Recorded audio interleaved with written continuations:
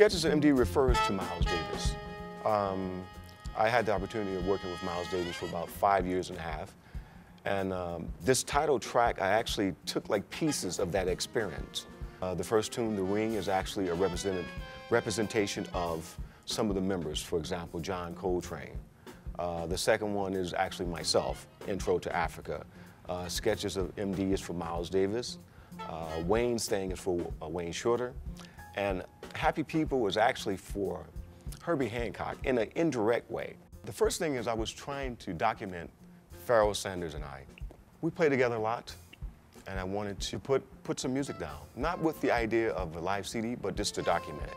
And then the live CD kind of came later. The story is in itself about the relationship that I have with Pharoah, the relationship that I have with Miles Davis. You know, the influences of the musicians who played with Miles. You know, that's what Sketches of MD is about. My fans have always wanted to hear me do a live CD. The audience didn't know that we were recording. The band knew, but they didn't know. So it wasn't like, because sometimes when you know that you're being recorded, you can freeze. So the engineer was kind of tucked away, and people didn't really know what was going on. We were just playing the music. I didn't want it to feel like, you know, we're trying to document ourselves, that people had to know, or we had to know. Just forget about that and just let the music happen. And that's what we did. Pharoah is my friend, first and foremost. He's my mentor. We have this relationship where when he's in town playing, I go and sit in with him. If I'm in town someplace playing, and he hears about it, he'll come and sit in with me.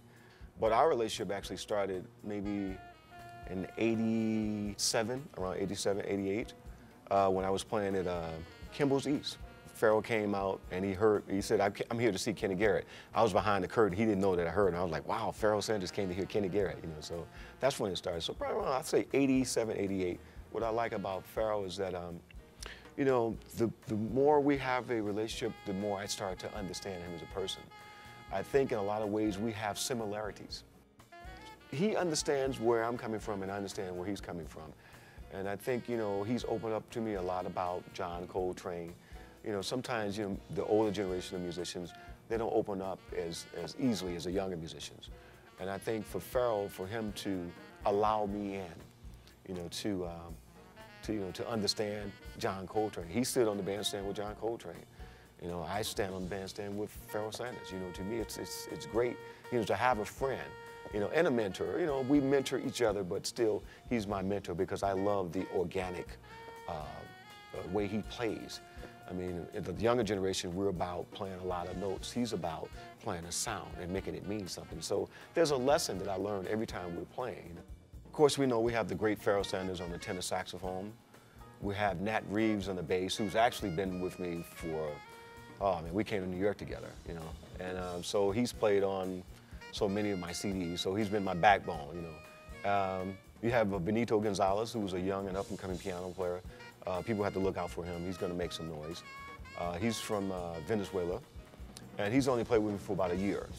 And then there's Jamire Williams, who comes from this Houston string of drummers. Jamire is another guy we've got to look out for too. You know, he's really making some noise. The Ring was actually a composition or an idea. I remember I was at Pharoah's house just hanging out, and we were practicing these overtones. On the saxophone, you have overtones. And so I came up with this kind of snippet, you know, for melody. And so Pharoah said, why don't you work on that?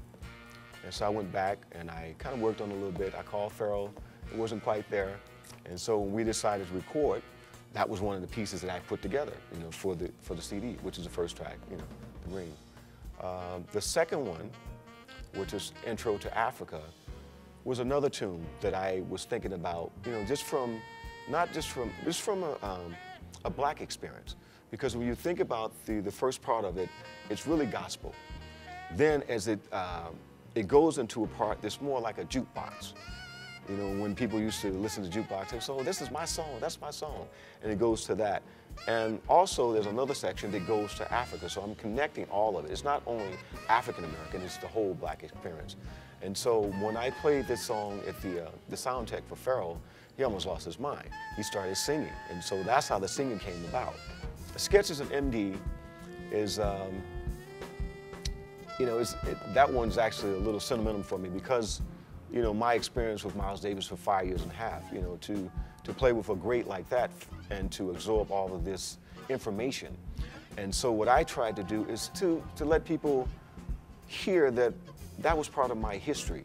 You know, a lot of times when I'm playing, people hear the Coltrane influence, but they don't really hear the Miles Davis influence. So that was just a little bit of them, the pieces of that, for them to hear the different melodies. It wasn't about how much saxophone I'm playing, about how many melodies, different melodies I could play.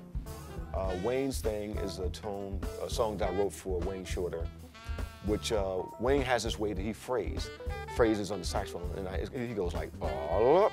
So I wrote a tune,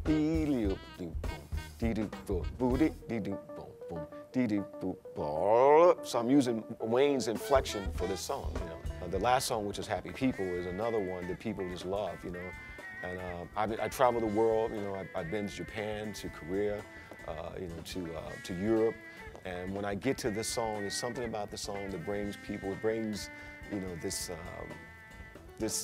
I guess it just, they can't control themselves. There's something in this song, you know. I guess it's for the happy people. And if you're not happy people, by the time you come out, you'll be happy people. You know.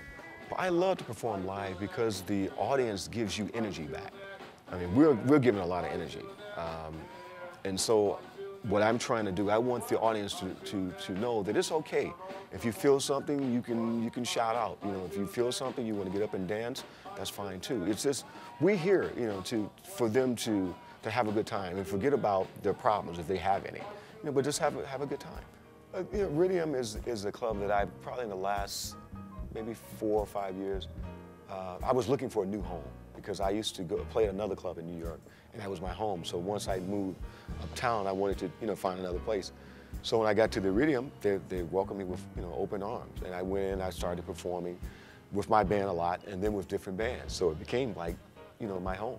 I'm influenced by just by life, really. I mean, I try to listen to any style of music possible. I mean, because I'm always searching, and I don't want to stay in one place. So I listen to hip hop, I listen to classical music, I listen to Middle Eastern music, I listen to Chinese, Japanese, anything, Turkish music, I listen to everything, and I try to draw from that what I'm looking for. My experience with Miles was a little different than a lot of people. I was there the last five years of his life, and there was a lot of respect and love that he showed me. I mean, if you've seen some of the footage of like me playing Human Nature, during that time, people didn't give, you know, a saxophone player, you know, 15-minute solos, 10-minute solos. So for me, it was a lot of respect, you know, for him to say, okay, go ahead. You know, this is my platform, but I want you to show people. But I think the thing that sticks in my mind about Miles is that he really taught me how to just be myself. You know, regardless of what the critics think about, you know, your music, about you, just be who you are. And so that was one of the biggest lessons, you know, that I learned from Miles, just to be Kenny Garrett. And that's what I do. I play my music and try to find it. And, you know, sometimes it takes a little longer for people to understand it. But I think once they get it, then everything's all right. All jazz doesn't sound like this. This is a Kenny Garrett experience, you know, and so this is what this is. This is a Kenny Garrett experience, so I think everyone should have an opportunity to hear it.